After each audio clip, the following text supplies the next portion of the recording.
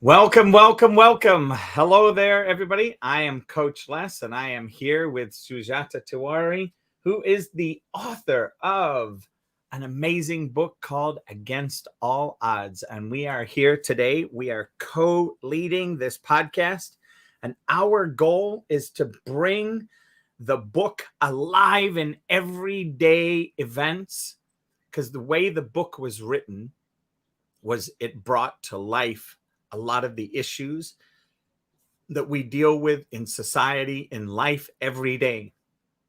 And Sujata and I came to this conclusion one day that one of the things that we could do was actually do a podcast, do a video cast, and stream it live on 9 separate formats. We're on YouTube, we're on LinkedIn, we're on a couple of Facebook pages from Sujata, and a couple of Facebook pages and groups for myself, and it's streaming live, and we're on StreamYard, which is a technology that allows us to do that.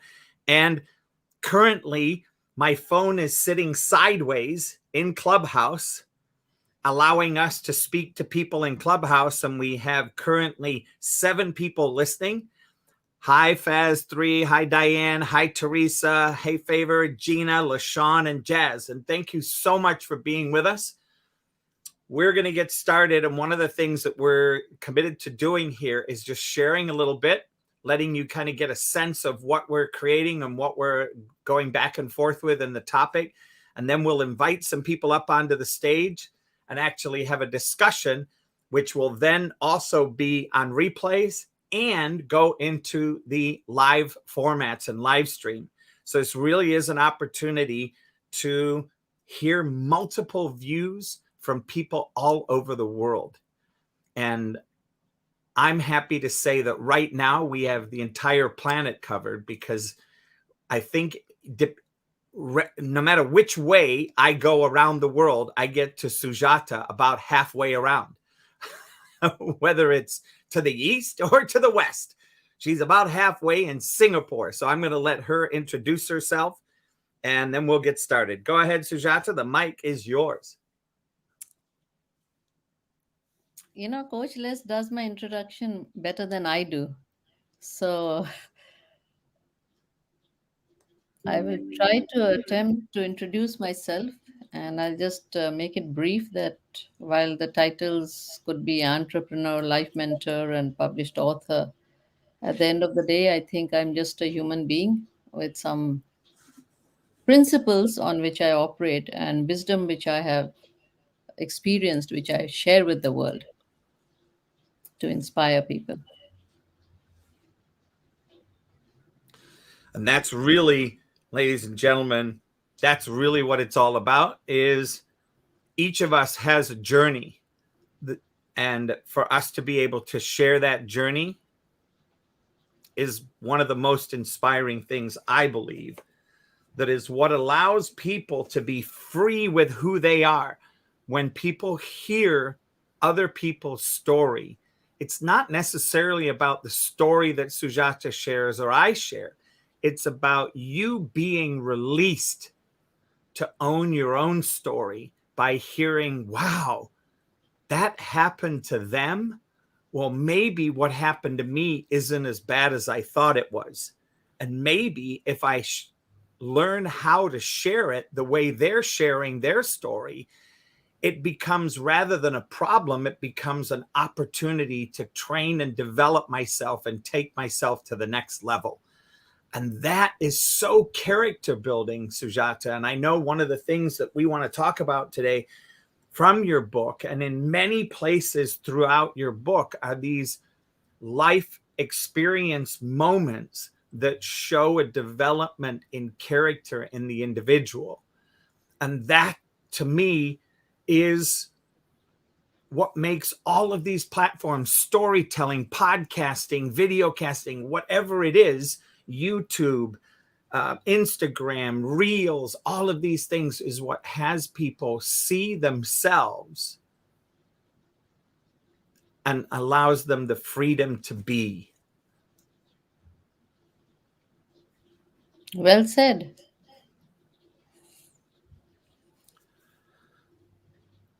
So, what do you want to get started on first, Sujata? What would you like me to get started on? Well, You what you would pick you? a situation or a topic, and then I can start off because there's so much. So I leave it to you.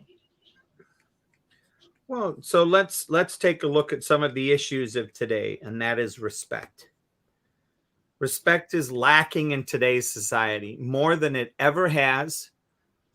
Today's society has really created for us this horrendous place where we are hindered by, handicapped by people that have no respect. They don't even have, they struggle with even respect for themselves. So when we're looking at things and reasons to build character and reasons for people to grow and communicate, my question to you is, what do you see in your journey through your book? What do you see as some of the ways in which you dealt with respect? One, you had respect for the people that you were dealing with, and you either had breakdowns or breakthroughs in the world of respect. So, respect, it's a good thing that you talked of respect because a lot of the times we talk of love, and it's a hot topic. And in many clubhouse rooms and many platforms, people talk of love, they talk of what love means. And I've always said, if you truly love somebody, you have to add the ingredient of respect. Without respect, even love is, quite shallow. And to give examples, whether it's a personal relationship or a professional relationship, if respect is not there, then it's not going to go forward. Examples: if you are in the home environment and there are different relationships between, say, husband and wife, or a couple, or children and parent, or extended family members, does respect or love mean that you unconditionally just follow what is being told to you to conform to? Or do you show self respect for yourself by saying that I don't agree on these points, and I am who I am, and the other people in the family should also accept you? Because with respect, you have to accept each other as they are, not try to control and mold them according to what you would like. And that has always been the case, why there is a breakdown, and the breakthrough happens only when you mutually respect each other.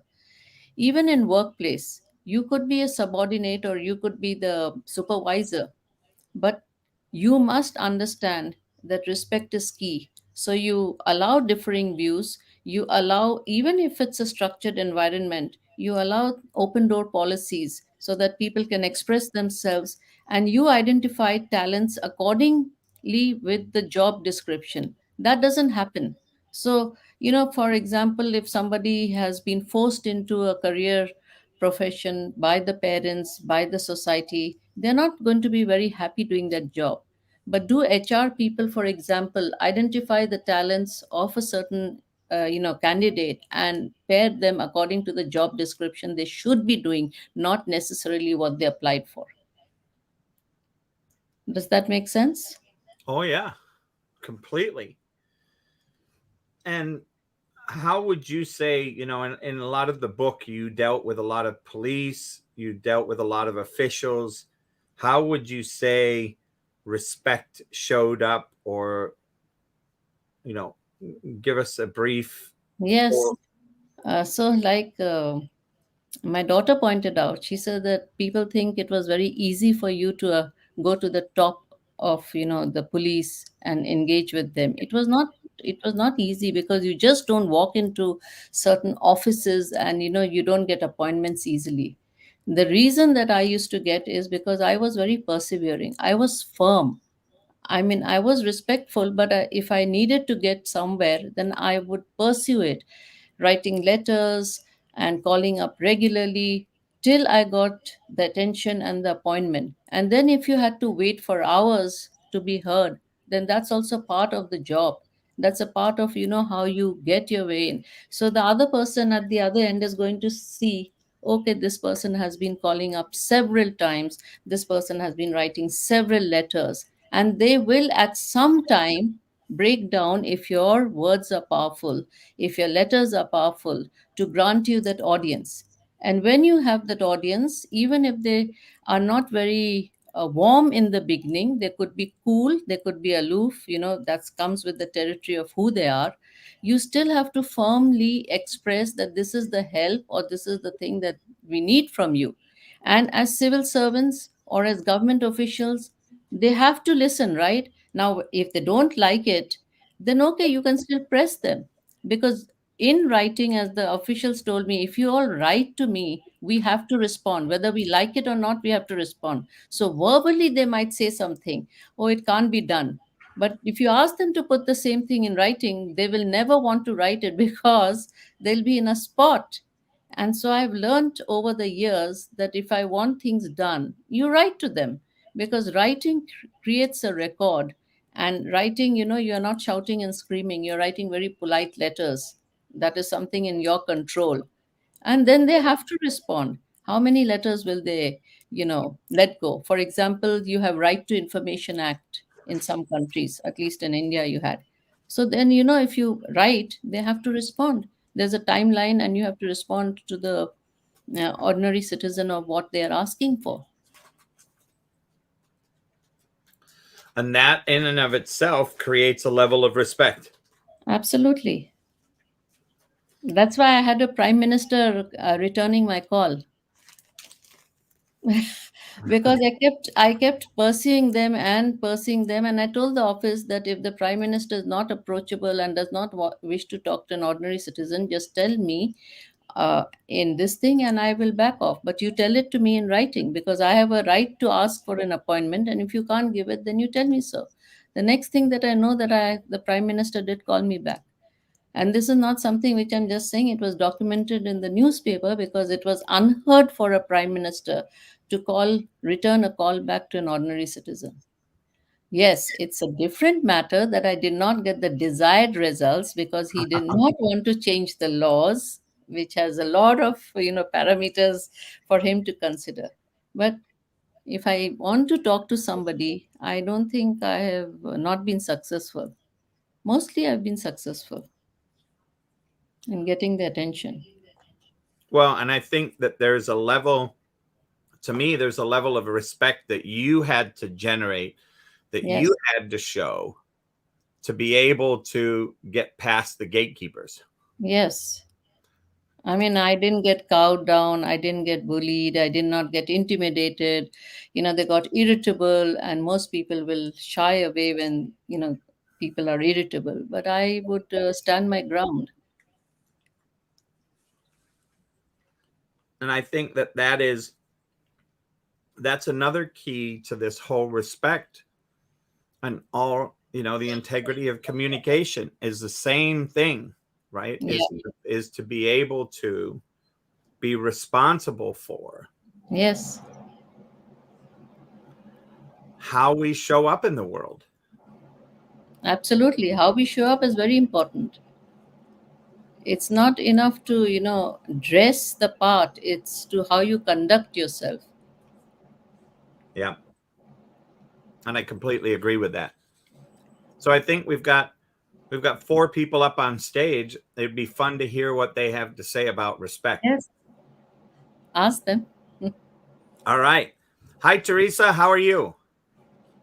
I am terrific, Coach Les. How are you? I am doing wonderfully well, thank you. And I would love to hear what your thoughts are on respect and what it is in the world, how you relate to it? Does it exist? Are you able to create an environment around you that is super respectful from the people that you bump into, having not met them, just by who you are? Give us a little taste of respect in Teresa's world. In my world, Coach Les, I have to love everyone. I don't necessarily have to like everyone, but I have to love everyone because that's who I am. Um, I don't have to agree with everyone, but I do have to respect them. We're not all going to agree. It's just how the world is, right? Everyone's entitled to their own opinion. You mean you can have a friend that you disagree with? Absolutely. Oh my gosh, let's sound the bell of success. There's another human being out there that believes that, Sujata. Yes. It's in this world with the way things are, even within our own families. Families are being torn apart, and I refuse to let that happen in mine. So if you don't agree about it, don't talk about it. That's just how I feel. Just, you have to love each other. That is just the key. You have to love and you have to respect each other. It's wonderful. Thank you, Teresa. You're welcome. Good evening, Candida. How are you? Hi, Coach. How you doing? We're doing amazing. Huh? We're doing amazingly well. Did we catch you at a good time? Well, I was listening and I was answering my son at the same time. So when you called my name, I was kind of caught off guard because I was trying to explain to my son something, and kids like to know everything. So how everyone is doing? Hi, Mr. Jet. Hi, Byron. Don't know you, Mr. Joseph. Hi, everyone. Yeah. I'm waiting to know how we get against all the odds. I wanna know what I can learn today, Coach. What you got for me? Well, what is your view about respect these days out there in the world, about how you show respect or how people show respect to you? What is your view of the conditional environment that exists right now? Oh, wow, Coach. That's a real nice conversation, especially since I have my son in here. Respect. I always tell my kids, you can't expect anyone to respect you if you don't respect yourself. Don't go demanding respect without giving respect. And with that is treat people how you want to be treated. Like for instance, if somebody wants to help someone, you would ask that person, okay, I want to help you, and then you would ask that person, what do they need help in? Because just because you want to help somebody doesn't mean they want help. And it goes back to like my granny would say, if someone give you something, you have to accept it, and you can't let them see you throw it away. So you give it to somebody else that you think need it. And I'm always like, why would I want to accept something that I don't need? But then she says it, then you give it to somebody else who might need it. So with everything that's going on, and my thing is, like you say, respect, because everybody has feelings. Everybody wants to feel important. Like their feelings are validated. I want to be respected. I feel this way. I feel it. Everybody has that in them. But at the same token of wanting our feelings to be respected, wanting us to understand, we have to take our time to understand the other side. It doesn't matter right or wrong. We have to take our time to understand the other side. And I try to do that when it comes to my kids, even when they're wrong. Beautiful. I love that. Thank you, Candida. Thanks for being here. And I'm excited about the rest of the conversation. Same. Good evening, Nikel. Good evening, Luz. Hello, Michael. Hi, David. Hi, Byron. Good to see you guys. Hey, thanks for inviting me, Coach. Always, Hey, Coach. always. All right, Byron, what's your 2-minute share about respect? I love you for asking this. For me, respect is an emotional state of mind, and what I mean is it's literally one direction, and that's into you. Being able to see like-mindedness in people, that's when respect is mutual, and that's when you receive respect. You never give respect, to be honest. You don't, because it's about self and about receiving. And that's where we get in trouble these days with the filtering and the bias of, trying to prove versus trying to, earn or be rewarded with the same action. But literally, I've always understood the single flow of respect and being able to see someone else with it. You see yourself within other people, and that's how, respect is then transferred. But either way, it's an emotional state of mind, and I want to get back on that a little bit, because here's the best part. Most of our day is driven through, something that we don't control, our subconscious. And that's where respect is very kind of, controlling most of our day, believe it or not. The alignment there between your conscious and subconscious actions.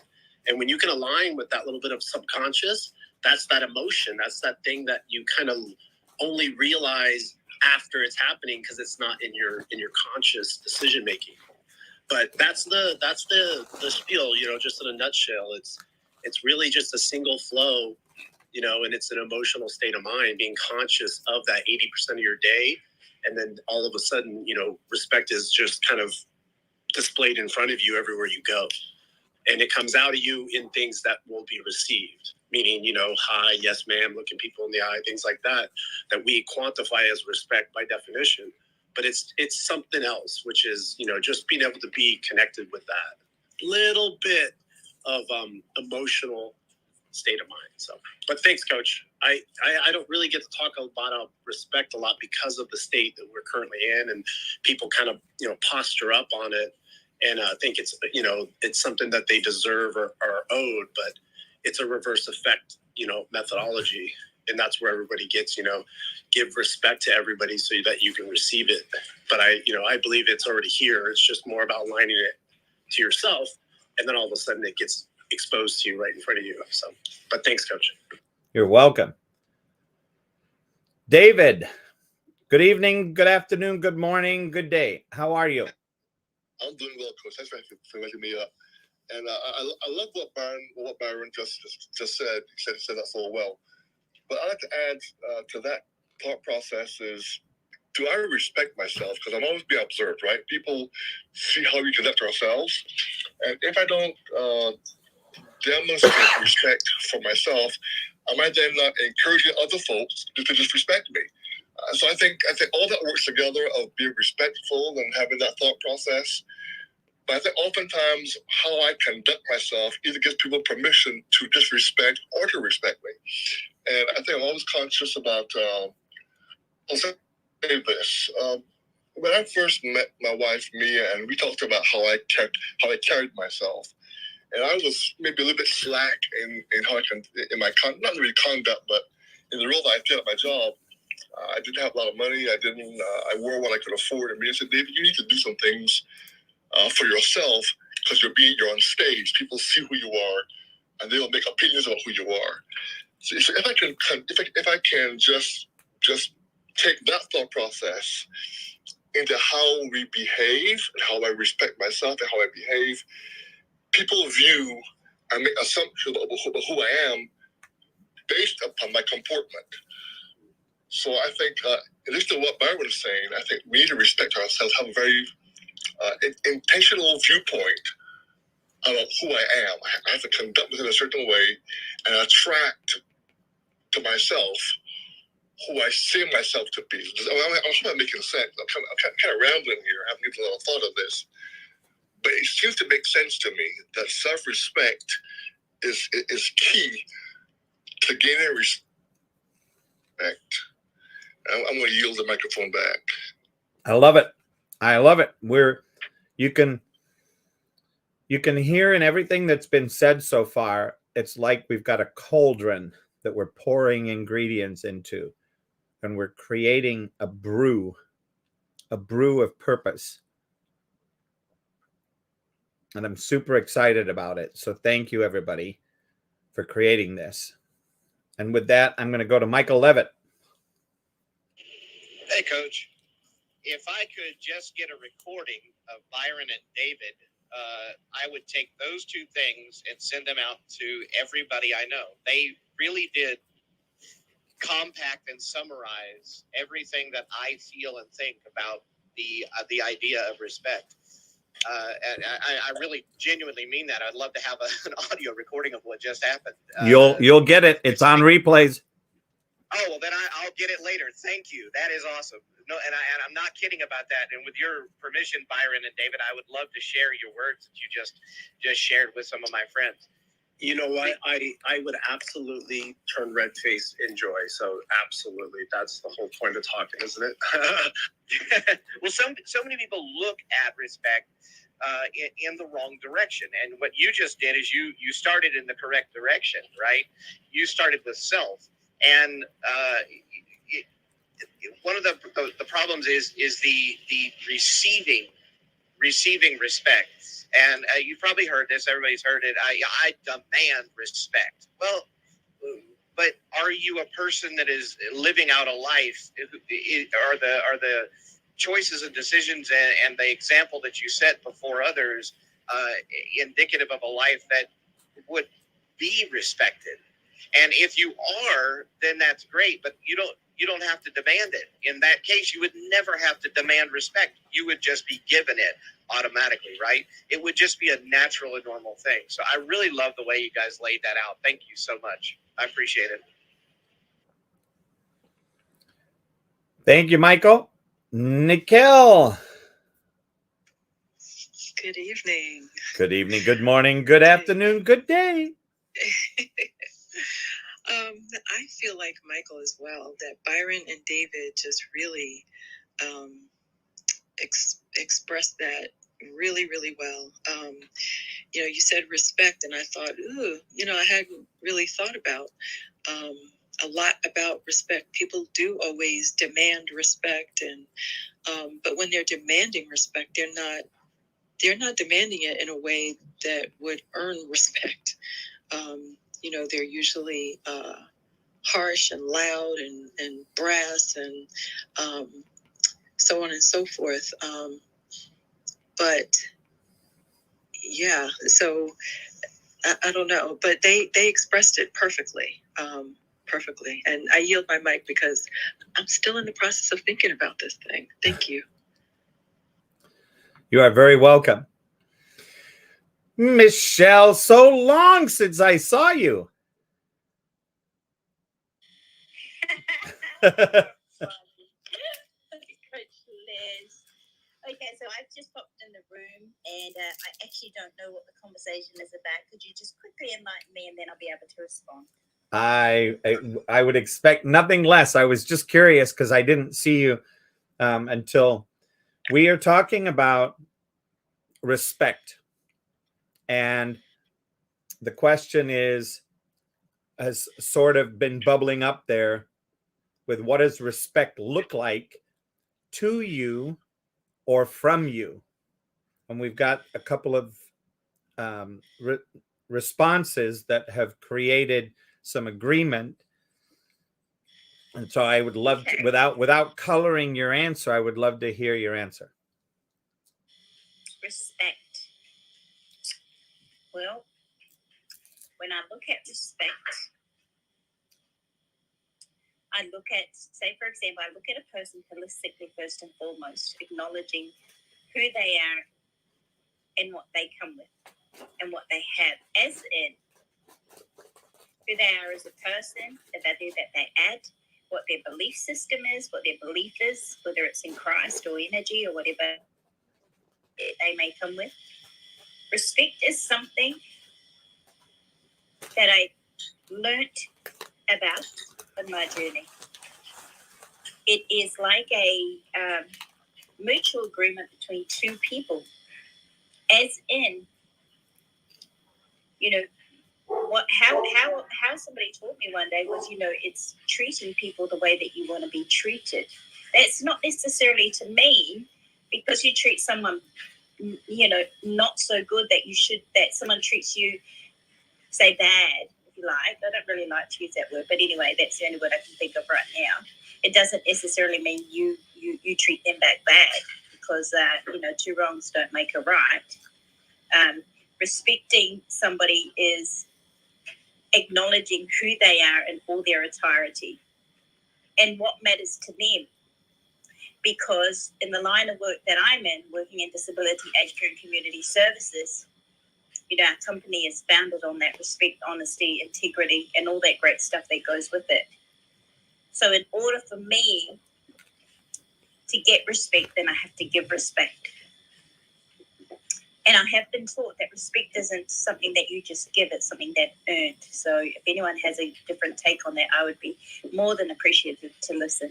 Thank you. Wonderful, Michelle. Thank you so much. Sujata, we're coming back to you. Where are you at in this lovely conversation so far? It's very interesting, to hear the views. And I think more or less we are in agreement that, if I may say so, it's about how we conduct ourselves at the end of the day, how we treat people, because it's reciprocal, right? If we want to be respected, then we give respect to others. It's like do unto others what you would want others to do with you, right? So it's something like that. And as I said earlier, that, it's how we conduct ourselves, then we will set ourselves up to be respected or disrespected as the situation may be. Because if we don't respect ourselves and we get pushed over and we just take things lying down, we are not going to command respect, are we? If we stand against whatever is maybe the challenge, or if it's a difficult situation, but we stand firm to our principles, to our integrity, then we might get a grudging respect from the other side. If it's not necessarily that they have to like us or love us, but they can at least respect us, that we did not get cowed down or bullied, and we stood firm. That, I think, is very important. And respect is when you allow differing views, differing people, differing personalities to be heard or to be engaged in, by accepting that they are different and they may have a different point of view, and we can still work together, right? So unless it is very, very extreme cases or something, then there's always a via media out. That's what I feel. When you said there's no, what was that last thing? There's always a something out. I'm saying there's always a way out. For example, if there's a situation where we have two different kind of viewpoints, we can still work together. Suppose it's a work in progress, we can still work together if we allow that there could be different approaches, different methods. Doesn't have to be always that we validate or we agree on everything, right? There could, I suppose, with two people are working, and one person says let's try this approach, the other one says let's try this approach. Both could be tried out, right? It doesn't have to be my way or the highway. That's when control comes into it. So I'm taking respect to a further level where you accept that there could be different views, different approaches, and you can still work together. Not necessarily that you have to like it or you have to validate it, but you can appreciate that there could be another perspective different from yours. And that is where respect comes in. That is not everything I may know or do correctly, right? I may also try out something which the other person is saying if I'm engaging with the person. Beautiful. And Michelle is probably going to laugh about what I say next, because we just came from a room where we were talking about how do you get people to be excited about your why, especially if they don't care about what it is that you're doing, like it doesn't show up on their radar. Well, the powerful conversation where it took a little bit of explanation, a little bit of digging, a little bit of back and forth, the understanding was left at the end of the conversation that there really is an opportunity for you to be excited about somebody being excited about their why. And when you're doing that, you're showing them respect as a human being. And why that is it starts, as Byron said, we cannot respect others if we cannot respect ourselves. Now, respect is earned even with ourselves. I'm going to say that again. Respect is earned even with ourselves. Now, what do I mean by that? Woo! Here we go. This is where it gets, the rubber meets the road again.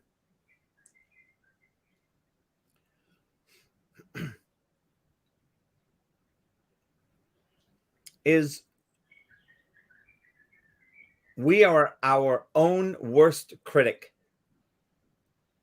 And we frequently lie to ourselves.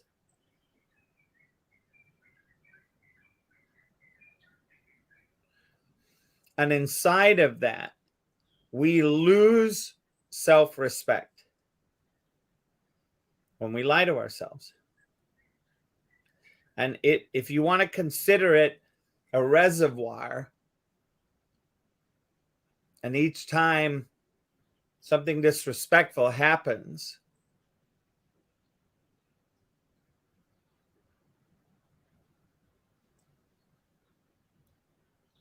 it really is a place for us to be responsible for looking to see what is it that we are not doing, haven't done, and are not committed to about respecting ourselves, respecting our time, respecting our money, respecting our family, respecting the love surrounding us, respecting the chores, the to-do chores, respecting the space, the cleanliness of the bathroom, the cleanliness of the car.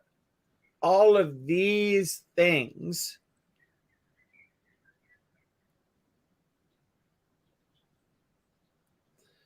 So with that, I want to go to Joey and hear from Joey. Hi, Joey.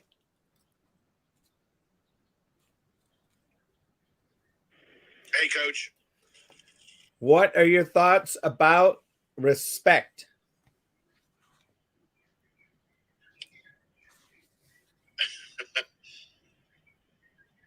I just popped in the room, so this is always fun. What are my thoughts about respect? I think it's earned.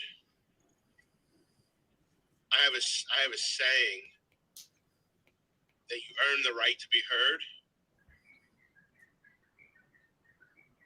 I think that respect. I believe that in my opinion, respect, and we see this a lot of times. Although we're supposed to, as children, respect our parents. But one thing that I've learned over years, believe for parents to still earn the respect of their children. And I'll give you a perfect example. Because I'm your mother, I said so. I think what we've learned over the years, or what I've learned over the years, Coach, that kind of terminology, that kind of mindset,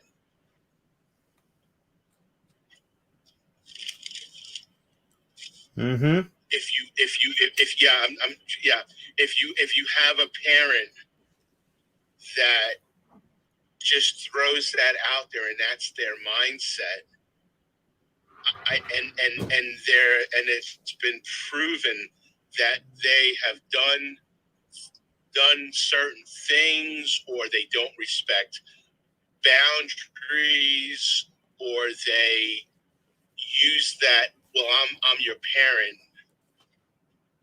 And I'll give you an example. I'm 48 years old, and I love my mother dearly. But I have a scenario in my life that my mom at 70 and me 48 still has a tendency to use that mindset. Well, I'm your mother. And now my mom doesn't fit this category of being toxic. But I think that what I've learned from other people's experiences, that even our own parents, if they are not worthy of given respect and they haven't earned it due to their own faultiness, whether it's behavior or how they treat you, I believe that you're not able to just use because I'm your mother or I'm your father. So I think respect is earned. I think at the end of the day, it's earned. That's what I think of respect. And I think for me, when I was doing student ministry, and I was working in high schools and working with a lot of students, I have another saying that I did not come up with. I think that possibly the founder of the Salvation Army may have been the one that kind of coined this phrase, but it's to be seen, it's to be known, and it's to be heard. And I think we earn the right to be heard. Like, Coach, you ask all the time, Joey, do you mind? Can I offer you some coaching? Thank you for respecting me. That I appreciate that. What's that saying is, have I earned the right? Have I gained the respect from you to have the right to speak to you? And that's my thought on respect.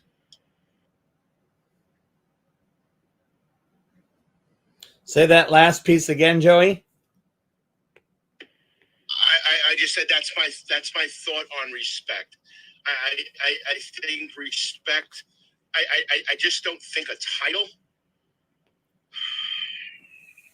I just don't think that a title automatically gives you the right or the place of automatic. Well, because I am this person, respect automatically comes with the position. Now, I believe in being subordinate. I do believe in respecting my employer. I do believe in respecting folks that are higher in a position than me. But I still firmly believe that respect is earned. You vetted, and remember, you vetted your company. Right. Exactly. I wouldn't be well, for sure. I mean, that's another whole topic. I interviewed my company just as much as they interviewed me. Amen. Yeah. I'm just, if you don't mind me saying, I'm just a little leery of people who have the mindset of, I deserve the respect. Yeah, no, I believe you need to earn the respect. We've surmised that. I think everybody's in agreement with that one. Not me, Coach Byron, unfortunately, because of what I understand. But either way. So say more about that, Byron. I just was talking on his topic only because I know that you said that we still earn it from ourselves, which I totally understand.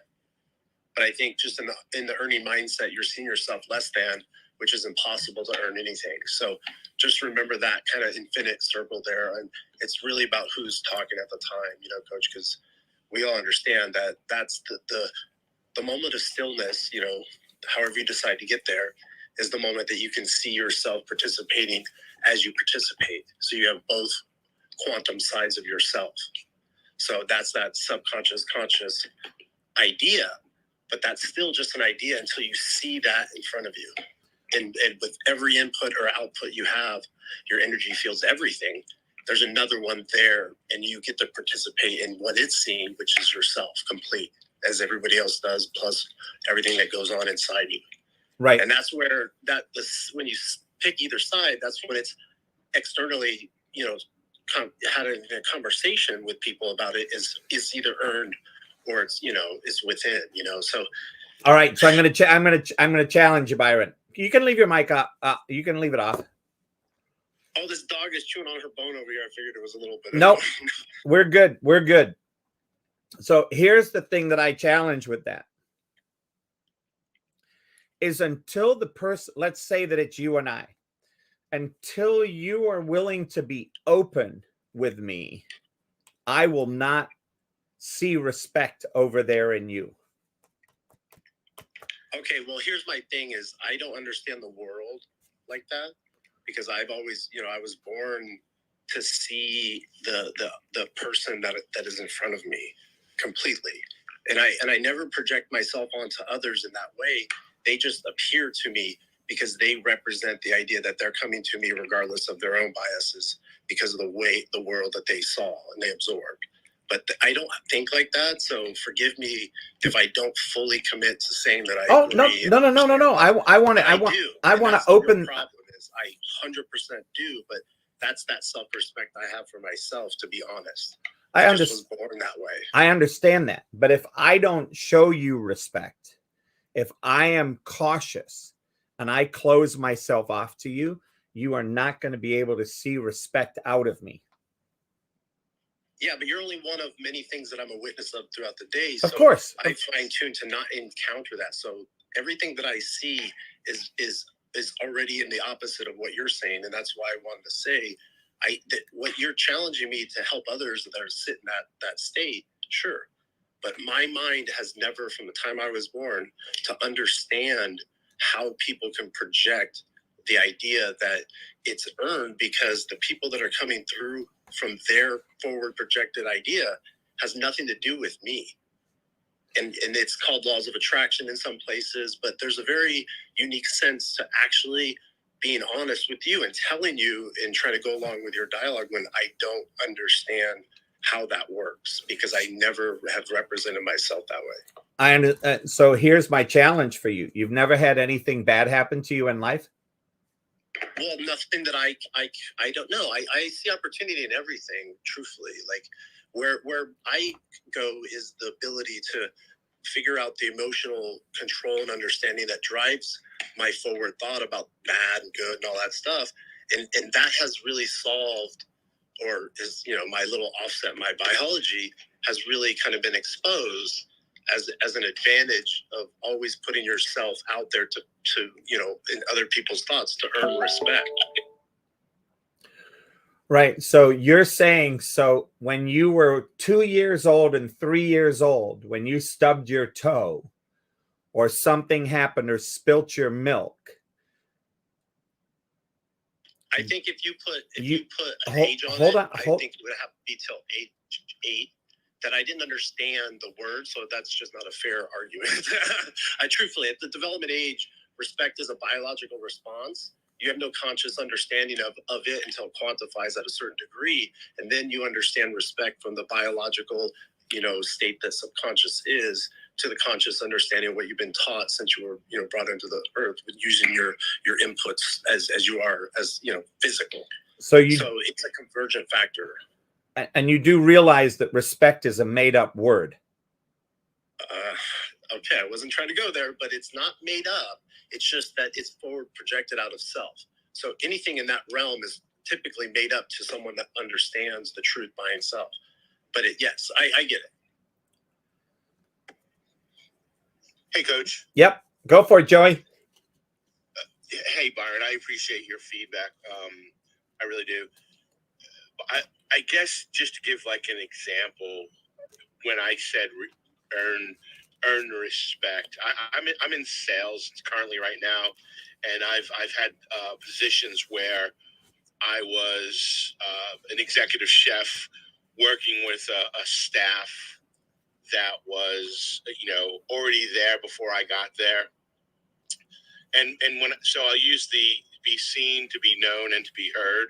When I think about respect, I have self-respect, but when I was an executive chef working with a new staff that I didn't know, or when in sales now, when I walk into a restaurant and they don't know me, I'm just a guy with a business card, and however they want to see me, that's how they're going to see me. I'm not sure. When I say I've earned the right to be heard, or I've earned their respect, I think another word that kind of comes to mind for me is credibility.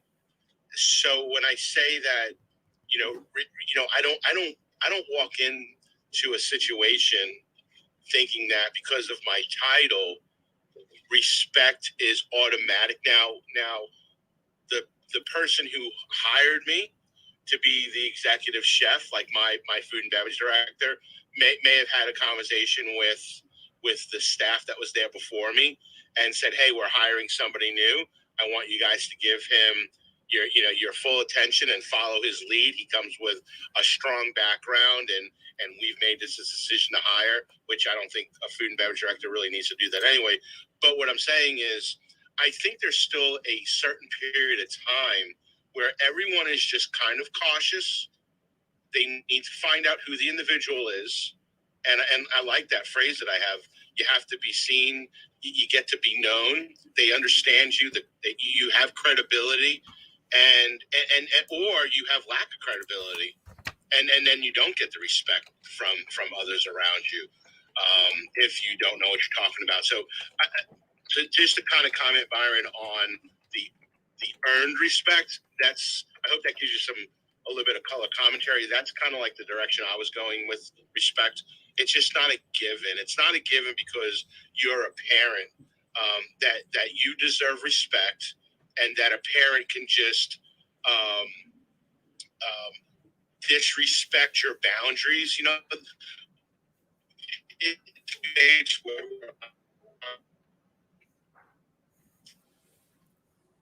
what childhood was like growing up, and what adulthood is now like. A lot of things we've come to know about or learn about is like, oh well, my boundaries were never respected. So I don't give parents a pass any longer on just because I'm blood, that I have the right just to invade your boundary, your privacy. So I think that in that respect of respect, I think there's a fine line there in that scenario. So hopefully that added some commentary or color commentary.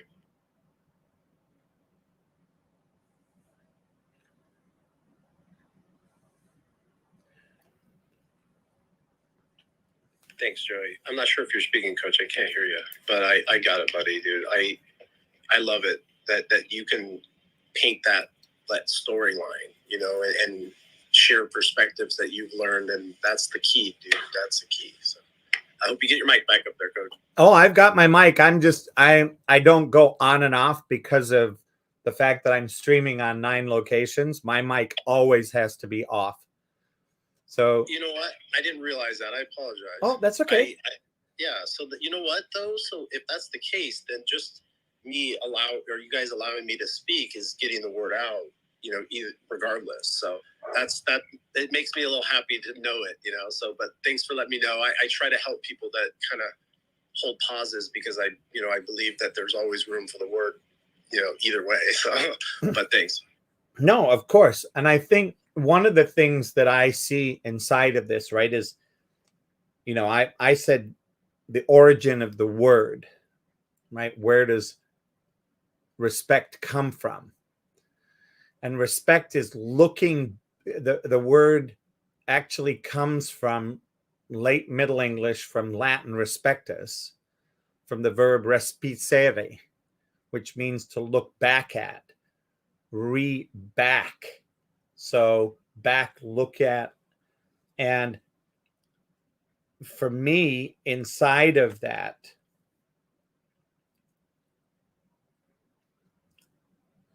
there's a place where I earn my own respect as I grow up, as I become cognizant and age aware of what and who I am and how I am as a being on this earth.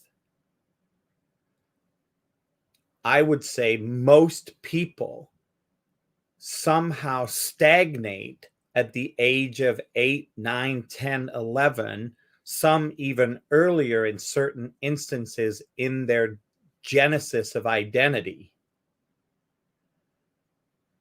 And in that journey, for me, I learn what looking back at and reviewing my actions and learning how to true them up with integrity, like the truing of a wheel, not good or bad, right or wrong, shoulda, coulda, woulda, or any of that garbage, which is all emotionally driven, by the way, from some moral or ethical viewpoint.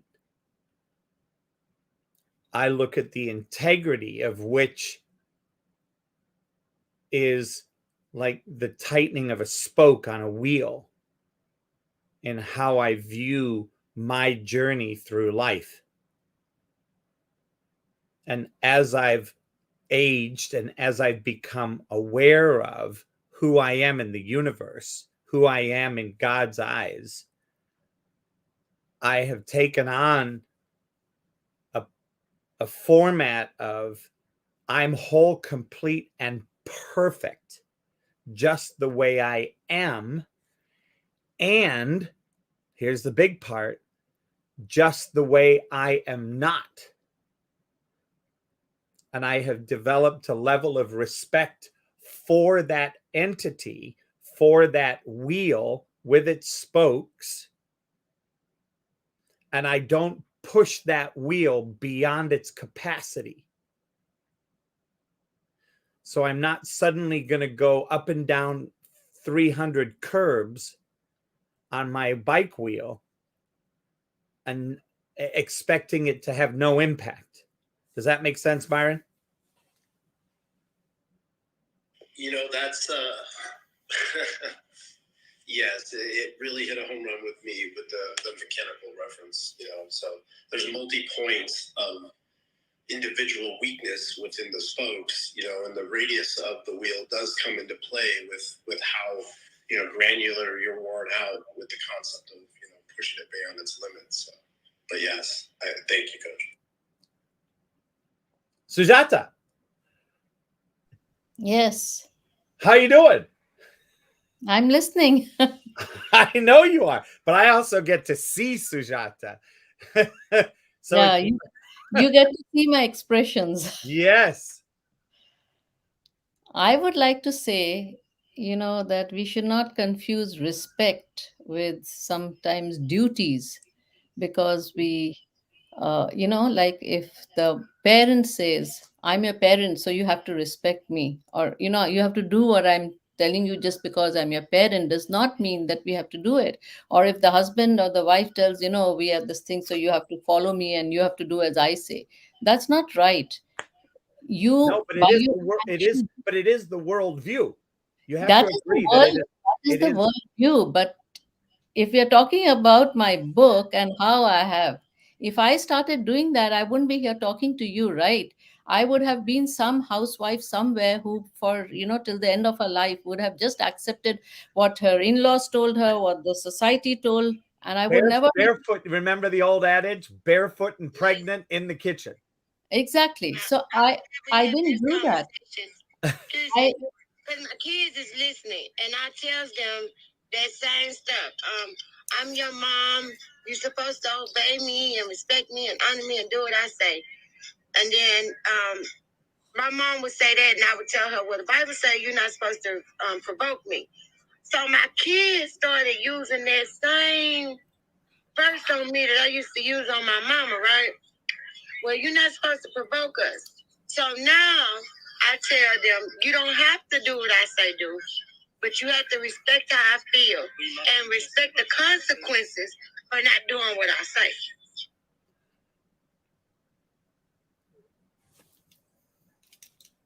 What I was trying to say was, and I would like to complete what I was trying to say is that whether you are my boss or you're my husband or you're my mother-in-law, father-in-law, whosoever you are, I will respect you based on your actions, based on the logic and reasoning. I will not blindly, just because you happen to have a designation or a title in the relationship, that I have to do exactly as you think, and that is respect. So I have done this all my life, and I've seen it that you're supposed to follow, and we are the elders, so you do as we are saying because we know best. No, that's not true.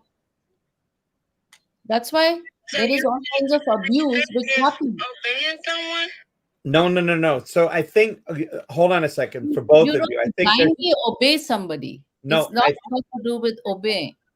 it's not about obeying. So wait a minute. Hold on. When you're 3 or 4 years old, you do not have the discernment to understand an instruction that is coming from a parent. So therefore, parents say, do this. And at that age, you do it. When you don't, you get in trouble. That is the way of the world because, quote unquote, parents have lived a life. They say, don't touch the red hot stove, those glowing electric things that were bright red. Don't touch it. You'll get burned. And a kid like me comes along and goes, I want to touch it. It's red. And you put your hand on it and you go, yikes. And you come back and your parent says, now you will learn to trust me. When I say don't touch something, I am asking you not to touch it based on the fact that I know something that you don't. Now, at some place in our journey of growing up, we start to challenge and learn by challenging to understand, because the questions that when we say why don't necessarily get answered effectively to cause us to stop doing what we shouldn't, quote unquote, be doing. And I think this is where both of you are saying valid points. As a mom, when you tell a kid to do something, that kid has lived with you up, let's say, 13 years. And now all of a sudden, they want to do something because their friend has done it. And you say, no, you don't get to do that, especially in this household, the way that you've been brought up. And they go to challenge that. And for me, a lot of parents, and I think this is a beautiful example.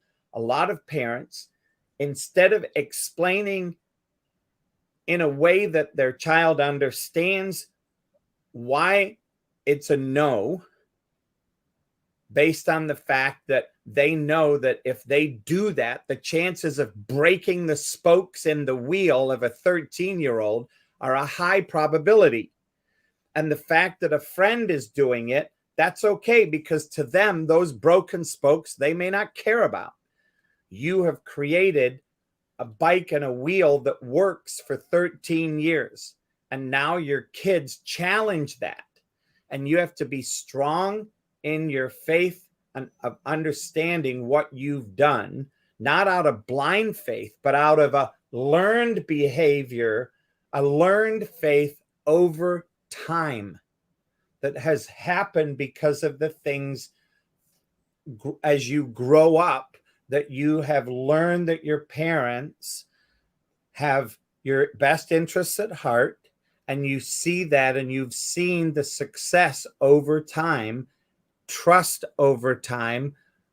And I think this is what Joey was referring to, respect over time, because you look back and see the results from your parents.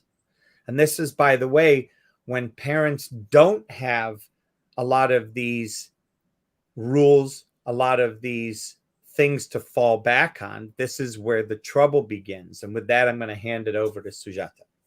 And I think we're getting close to wrapping up so that we can continue this conversation next week, because I think this is going to be a juicy one for us to continue, because now we're talking about not only just respect as an individualistic word and philosophy, we're now going to the root of where does disrespect start?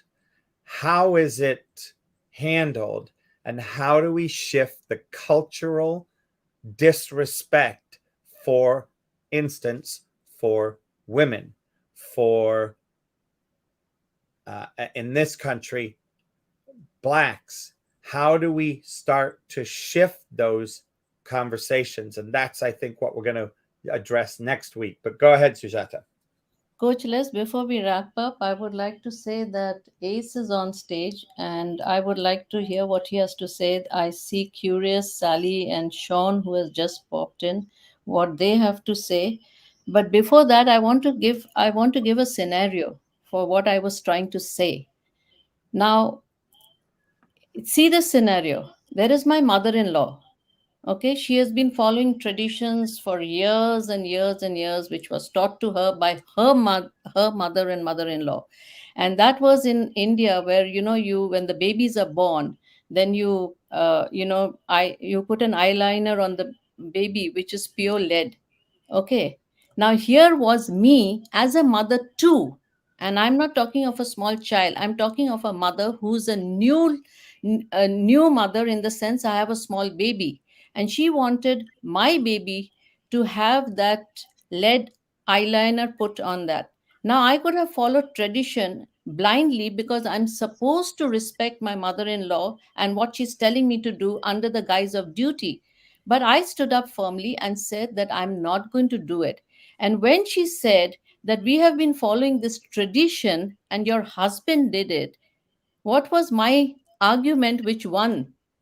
Because I had the courage to speak up. I said, because you did that, your son has got such weak eyesight and such thick glasses. And I told her that the cause of blindness is in India is because of this reason. And I won the argument by politely standing my ground and not putting those eyeliners on my children. It's as simple as that. So here was a senior mother, here was a new mother, but what I had to do for my child, I did in the best of interest, and I was not wrong. So if I have to disagree, that does not mean I don't respect her, but does not mean that I obey her blindly. No, I think that there's a piece here that is missing, though, ladies and gentlemen, and the piece is No. I'm gonna give an example because I know what she means. Because I grew up, and you like Coach say, they say no, your friends, my friends, they go out. I want to start going to the games too, going to the dances and stuff. And so at first, yeah, they took me and picked me up, but they caught me doing a couple of things that they didn't agree with, so they wasn't gonna take me nowhere no more. So the rule was, if I go somewhere, they would pick me up. Okay. So now I'm going. If I go somewhere, I call them. They'll come pick me up. Now I'm at the age I have a curfew. All right. Most of my friends' curfew is a little later than mine. And if I'm going to be late, I have to call. If I don't call, there's consequences. Now, when you're young, you're not thinking about certain things when you're out having fun.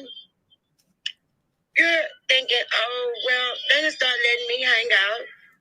They don't have to pick me up. I'm responsible for myself now, for say.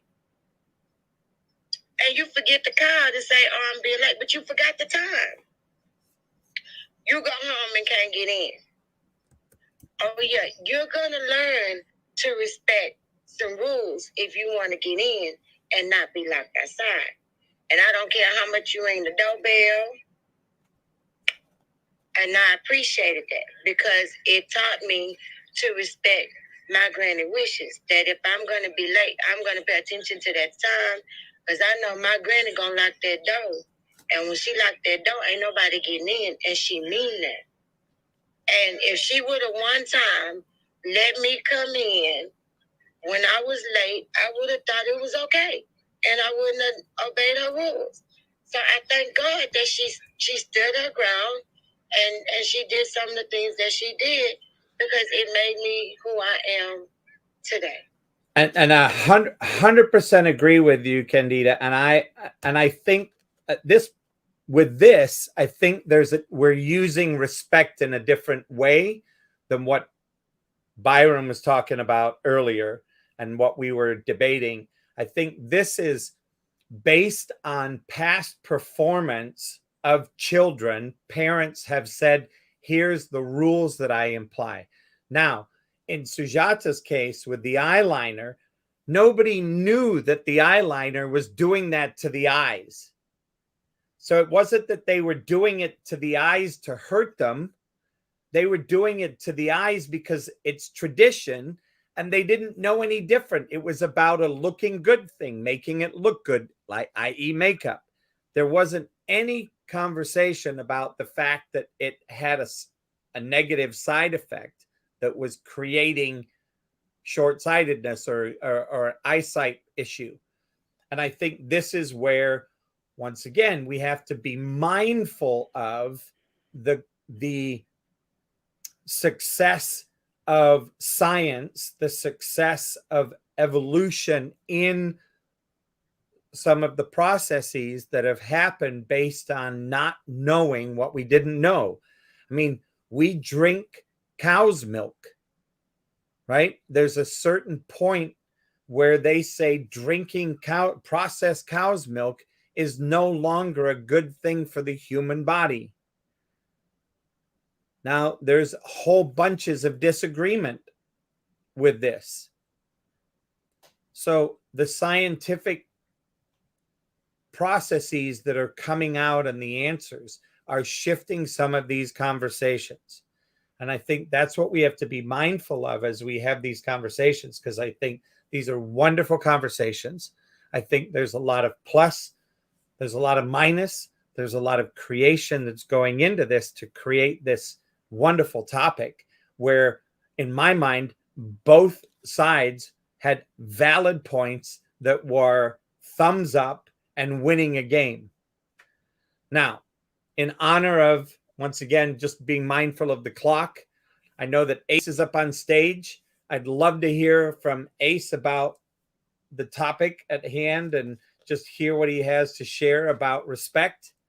And then Yasmin and Curious, if you want to come up and share, and then we're going to put everything on hold and pick it up next week to be mindful of the time. And those of you that have come in here and knew that this was, quote unquote, going to be an hour long, we really appreciate Byron, David, Nikel, Michelle, Joey, Candida for sticking with this conversation.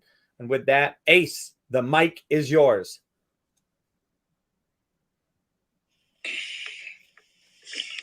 So respect. I mean,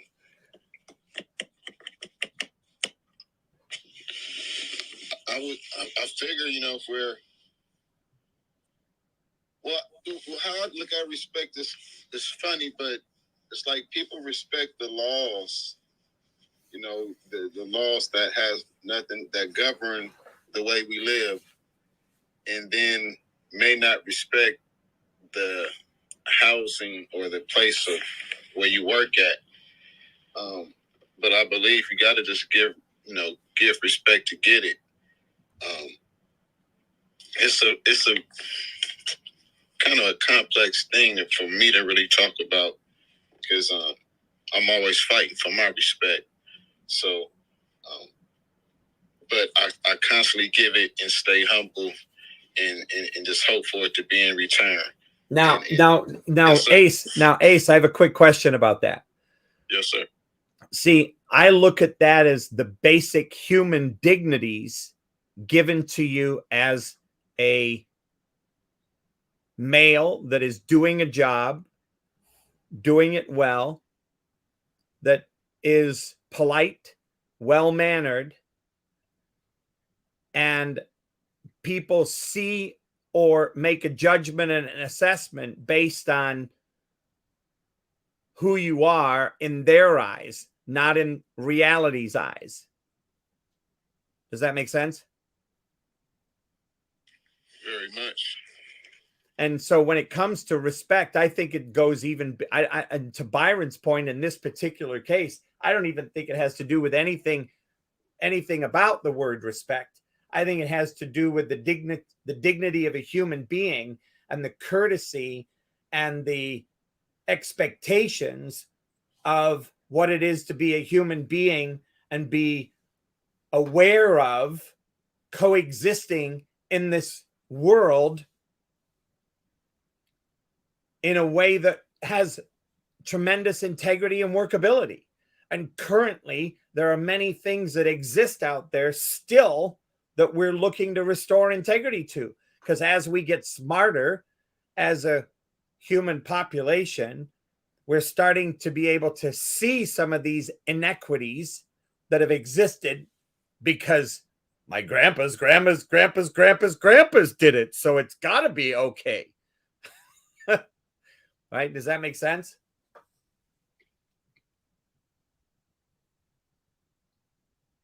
I agree. You like, if I can say something, like where I'm at right now. Now I'm around the patriarch of our family. And then the brothers and sisters. So I'm around my elders, like, some 30 years, 20 years older than me, which is my grandma peers. So the understanding about respect, like someone asked me, like, yo, in California, you guys don't say yes sir, yes ma'am. I'm like, yeah, we do. I'm like, it's kind of the, like, you earned that respect, like, at some degree, we just say that. But their culture is just respect is straight out, not if somebody, even somebody acting crazy and talking crazy, they still, yes sir, yes ma'am. So, but I'm like, it's not like it's a disrespect thing with us in California. It's just the way it is.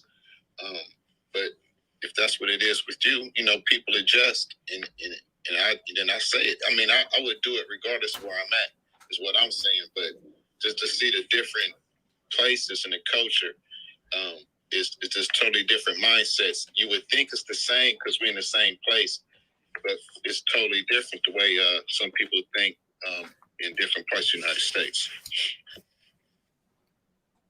100% agree. Love it. I love it. Anything else for you, Sujata? No. All right. Well, I'm super excited for next week.